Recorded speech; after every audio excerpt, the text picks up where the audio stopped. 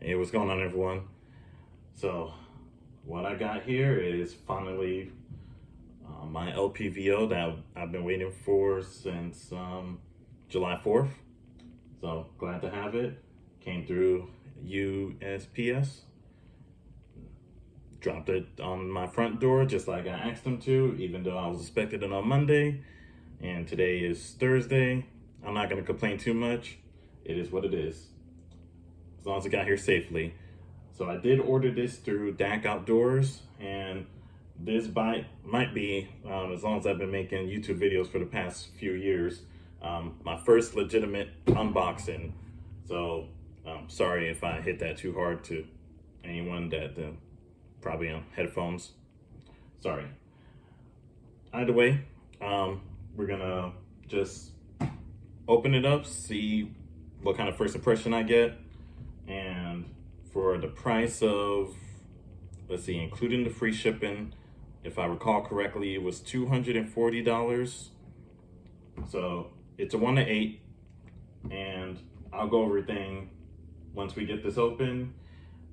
We're not going to mount it on the rifle just yet. I believe, well, at least right now, YouTube doesn't play nice with mounting anything. So we'll see about that. It will go on here, but as for my red dot and magnifier combo, I really shouldn't be doing this considering that I am technically out of a job right now.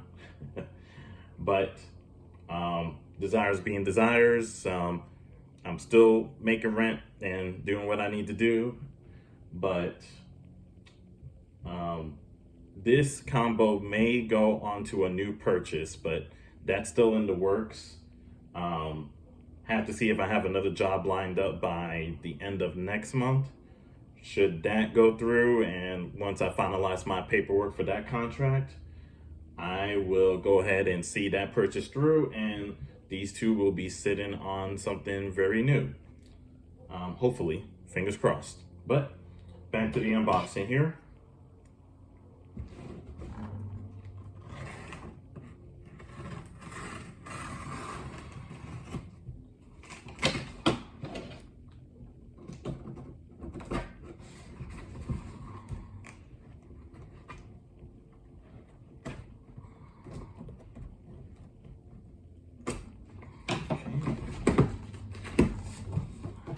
Here we go.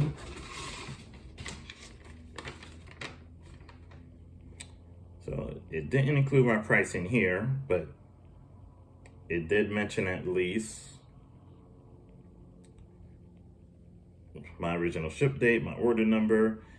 This will be for the Truglo Omnia Tactical 1:8 by 24 on a, 1:8 by 24 millimeter, and the included 30 millimeter tubes, which was one of the main reasons I bought it. I kind of have the same idea when it comes to buying, or at least when I did buy this rifle in particular, was that I was, at least in 2020, this was legitimately the only rifle I could find that included a red dot that was worth more than $100. And that was part of my criteria. That was part of how picky I was being back then. And I kind of still stick by that kind of pickiness just because there's so many options out there in the firearms community that I say be as picky as you like. Box in a box. Omnia series, low power variable tactical rifle scope. Interesting. Nice looking box here. Says half MOA target turrets, quick zoom lever, and calibrated for XM193, which is under 223, 556, and 55 grain. And of course, the one-piece AR mount included. So if it wasn't for the fact that it was on sale, I probably would have never saw this through, but you know, sale's a sale. And if I wasn't gonna buy it anyway, I mean, it's not gonna hurt nothing if I end up not liking it. So we'll see here.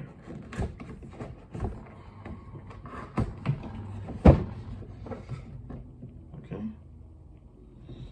Here we are. Take a look in there. Pretty well insulated. All right. And let's see what else is inside here. We got a Truglo sticker. Cleaning cloth, excuse me. And a couple of Allen keys, or hex wrenches, or whatever the proper name is. And we'll look at the manual in a sec. I am a person that does read the manual. Considering from all those times I spent on the internet, way back when on the forums, read the effing manual. Not that I'm one to usually write that, but I've read it a whole lot, that it made a good impression on me.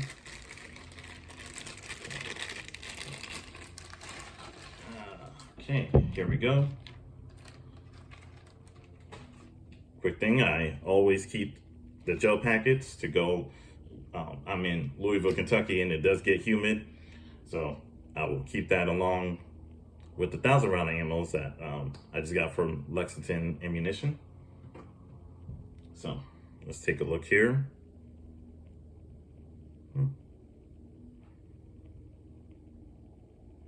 Okay, thought it was a scuff at first, but it looks like what I'm looking at here is just that it's lined up with the dot. So no harm, no foul there. Definitely seems like something that, okay, pretty positive clicks here.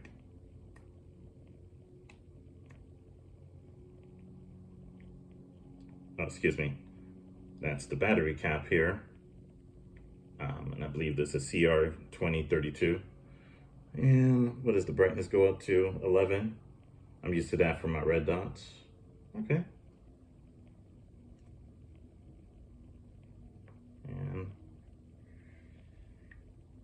fairly stiff. But of course, this is probably a good thing that, okay, it's not bad. Once I mount it, it should be a lot more, or just easier to operate as far as adjustments, but not exactly the smoothest thing that's ever smoothed. Seems like it has a little bit of oil or grease there. Okay, and of course our flip up turrets. Kind of wish they had a Gen 2 version that had the magnifier like the SIG Tango does, if I'm correct. I believe it's a SIG reticle that does that, but still, spring-loaded caps.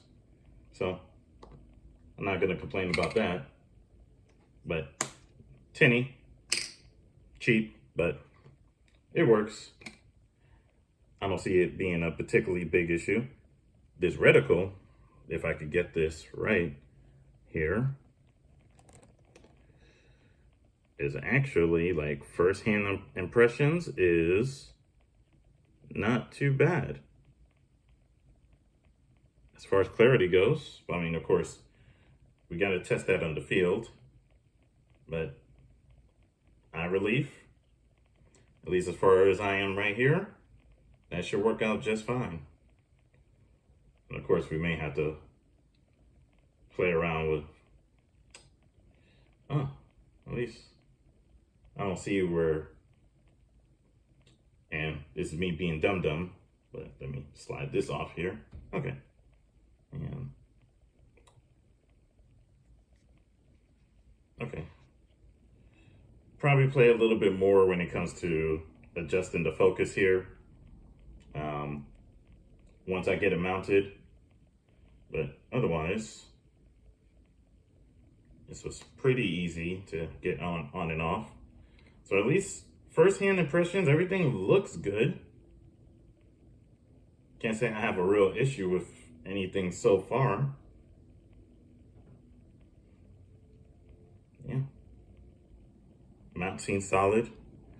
Sorry, let me give you more of a look-see here.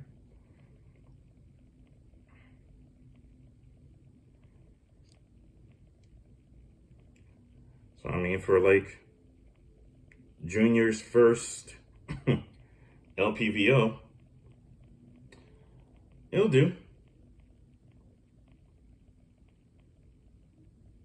I find this glass to be pretty clear. Well, of course, it's the first thing that you ever laid eyes on, so I don't have like a Gucci frame of reference, like a Leopold or something.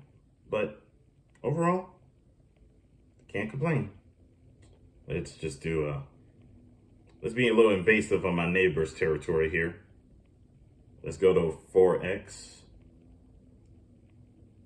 Okay. Not bad. Someone needs to trim their bushes, but that's not my business. All right, and let's go to 8X. And,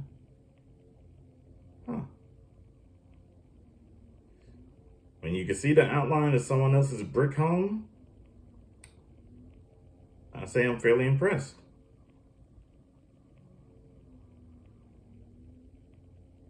Even with keeping both eyes open, this isn't too shabby, just being offhands, but I have very not so still hands. So I am very much looking forward to getting this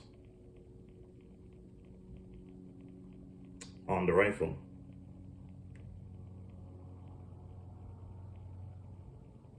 Now, I will say the first impression here,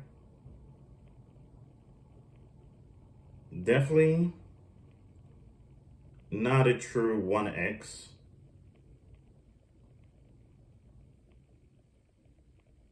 I mean, if I was guessing, it maybe be like 1 1/4, but that's just an impression.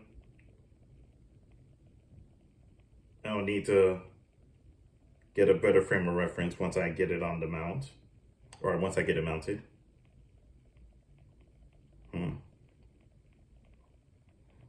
Don't look at my eyes too much. I'm sure I'm looking halfway crazy here.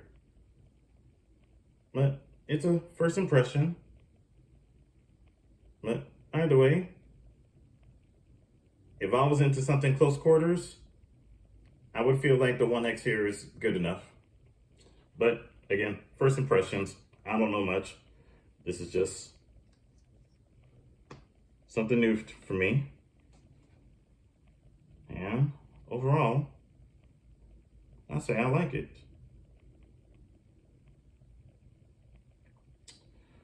The only thing I'm thinking so far here with the screws is how I'm really gonna tighten it down. Looks pretty fitted for hand or finger application only. I tend to like the ones that have a little bit of a drill hole in them for a little leverage with an Allen key. But we'll see how this works here. There is some groove here at least, so there should be some leverage there for some kind of tool. I'm not smart enough to know off my head what tool I should be carrying to create that leverage, but we will figure it out. But overall, cool. I like it. Just gonna look real quick here, see if there's anything that I should mention. Oh, focal plane. I know that's a big deal. And I want to say it's the first focal plane that's really ideal, but I don't think this is that. Let's take a look here. Nitrogen gas filled. Okay. Water resistant, shock resistant. Illuminated glass.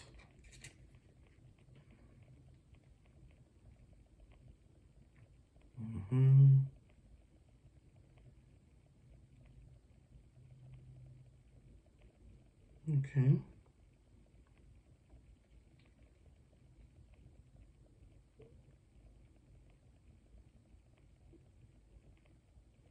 Okay, talking about mounting here.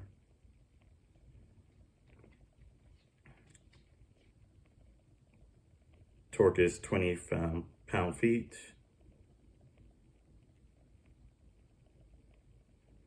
They even recommend a drop of blue Loctite for the mounting bolts before final tightening. I can't say I'm a big fan of that. I do have the idea of keeping my stock iron sights, my M-Bus Pros. Just so that if anything ever happens or this gets damaged, and I just want to unscrew it and go back to irons. It's pretty much my plan with it. At least that's my preferred idea of a setup for this rifle. Excuse my voice. I talk on the phone for my day job, so my voice will go up and down.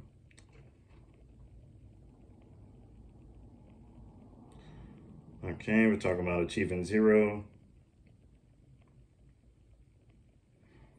Recommended at 50 yards.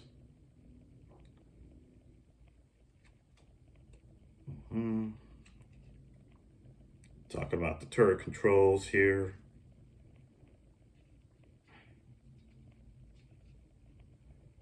Okay, and it says the reticle of the scope is positioned in the second focal plane. So this is what most people will get picky about here. But this means that the reticle does not zoom or change sizes and always fill the entire viewing area, whereas the first focal plane reticle changes sizes as you change magnification.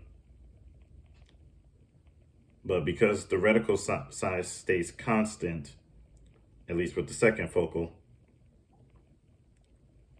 the indicated subtension measurements apply only to the maximum magnification level of the optic, this being 8x.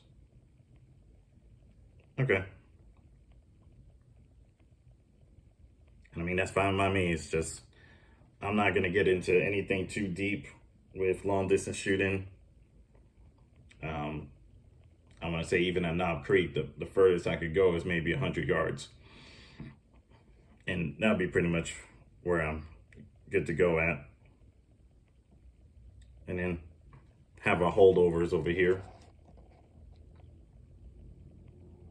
So looks pretty standard.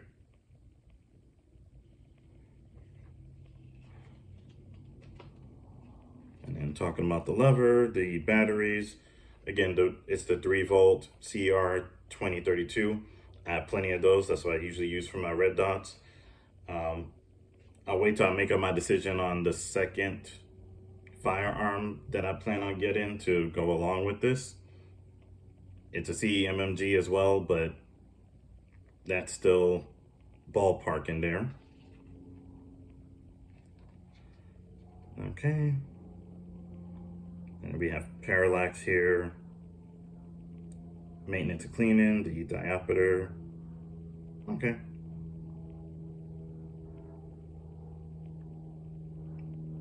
All right, everything's pretty standard here.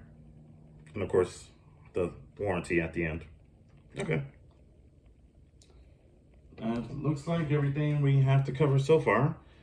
So, appreciate y'all being around for this. I don't think I'm keeping either one of these boxes for anything, but yeah, as you've probably seen in my other videos, and now I keep a whole bunch of boxes in the background for no good reason.